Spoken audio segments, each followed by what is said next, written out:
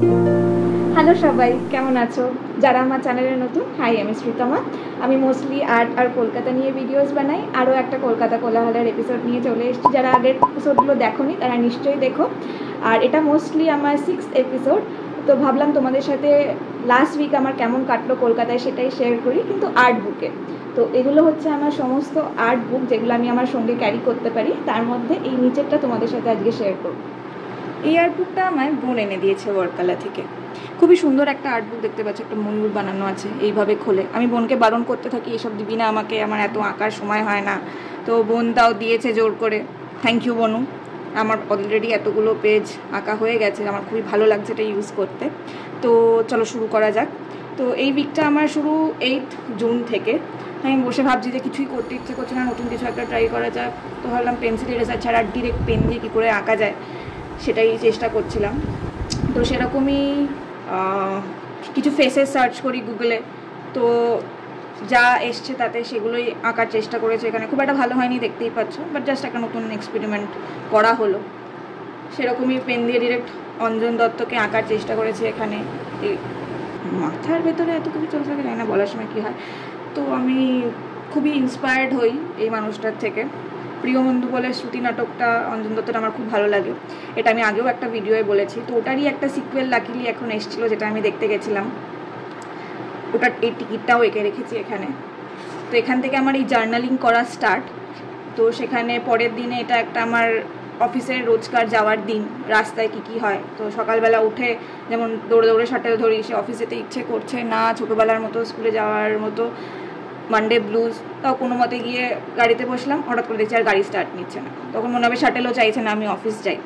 তো দেন ফেরার সময় যখন জ্যামে আটকে থাকি, পার্ক সার্কাস ওই জায়গাটাতে 4 নম্বর ব্রিজের এখানে এই মসটা দেখতে পাই, খুবই সুন্দর কালার্স ডিজাইনস, ওটা এঁকেছি।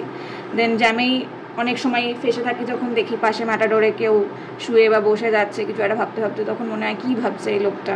তো সেটা দেন আমি তো ইয়ারফোন লাগিয়ে গান শুনতে শুনতে ভিক্টোরিয়া মেমোরিয়ালের ভিউ এনজয় করতে করতে আসছি। দুম করে দেখি একটা আসলে কোথা থেকে চলে এলো।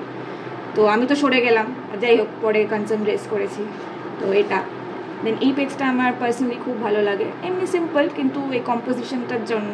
তো এখানে দেখতে পাচ্ছ মহাদেব দ্য রিক্সা ড্রাইভার লেখা। তো এই হচ্ছে সেই মহাদেব, যার রিক্সায় উঠলে তাড়াতাড়ি পৌঁছানোর জায়গায় উল্টে আরও লেট হয়ে যায়, কিন্তু যখন কেউ থাকে না মহাদেবই ভরসা। তো একটা জিনিস যেটা লাভ হয় ওর গাড়িতে গেলে, এত সময় পাওয়া যায়, আশপাশটা খুব সুন্দর করে অবজার্ভ করা যায়। তো এই যেমন এই ছোট্ট মতো মন্দিরটা এই পুকুরের লাগোয়া, তার সুন্দর রিফ্লেকশন পড়ে, এটা দেখলাম। দেন এই যে একটা বাড়ি, এটা অন্য বাড়িগুলোর থেকে একটু আলাদা, সামনে অনেকটা সবুজ এটা। দেন সেদিনকে অফিসে একটু খাওয়া দাওয়া হয়েছিল, আমরা সব ভাজাভুজি নিয়ে এসেছিলাম জন্মদিনের জন্য। তো তার মধ্যে এই যেটা ধনে পাতার বড়া খুবই ভালো লেগেছিল। এটা হচ্ছে একটা রোজকার আবার দিনের মতো, আমি ঠাকুরপুকুর বাজারে দিয়ে যখন হেঁটে যাই, এই দুজনকে দেখতে পাই যে ফল ফুল সবজি এসব বিক্রি করছে। দুজনকে খুব ভালো বন্ধু মনে হয়, কারণ ইনি গরমে নিজেও হাত পাকা দিয়ে হাওয়া খান, পাশের জনকেও হাওয়া করে দেন। তো সেইটা। দেন ইকবালপুর মোড়ে যখন সিগন্যালে আটকে থাকি, অনেক সময় দেখতে পাই এই বাড়িটা, পুরনো একটা বাড়ি, বাট খুব ইন্টারেস্টিং দেখে লাগে। এটা হচ্ছে মায়ের বানানো সেই ফেমাস ডিম পাউরুটি, যেটা আমার সব বন্ধুদের খুব ভালো লাগে, অ্যান্ড অনলি ফর্ম অফ ডিম যেটা আমি খাই। এটা হচ্ছে তনুশ্রী নিয়ে এসেছিলো সবার জন্য মাঞ্জার 5 স্টার ওইটা।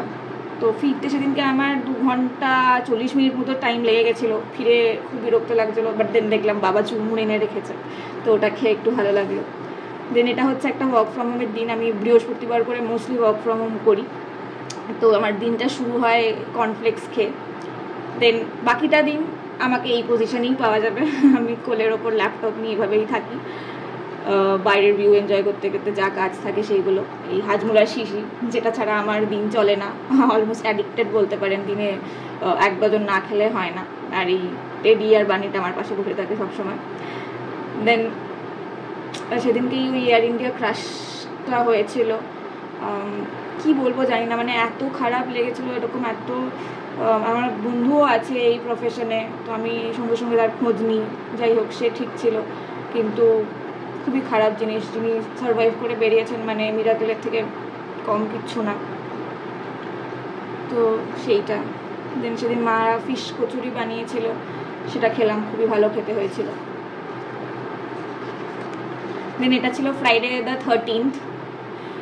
কিছু ইভেন্টফুল হয়নি, কিন্তু কাজের পরে সারাদিন বিরক্ত হয়ে বিকেলবেলা একটু ভাবলাম ছাদ থেকে ঘুরে আসি, কী আঁকবো বুঝতে পারছিলাম না। তো ছাদেই আশপাশটাতে যা দেখতে পাচ্ছিলাম, যে নারকেল গাছ যেখানে বসলেই কাকগুলো চেঁচাতে থাকে, আমি জানি না, যে সিঁড়ি আছে ঘোরানো, সেখানে বসে আমি আঁকার চেষ্টা করছিলাম। তো যা আছে নর্মাল এমনি। তারপর দেখছি হঠাৎ মা নিচ থেকে ফোন করে বলছে যে কি মোমো খাবি, তাহলে মোমো আনাবো। তো সেই মোমো খেয়ে একটু মুডটা ঠিক হয়ে গেল। দেন নেক্সটটা ছিল শনিবার। আমি জেনারেলি এই কারণে ভালোবাসি, আমার ফেভারিট একমাত্র ভেজ খাবার যেটা আমি ভালোবাসি, ভাত ডাল পোস্ত, বিউলির ডাল আর আলু পোস্ত। তো সেটা জোর করে নিজেকে ঠেলে একটু জিমে যাওয়ার চেষ্টা করেছিলাম, যেটা মোস্টলি সারা উইকে হয় না, ওই একটা কি 2 দিন যেতে পারি।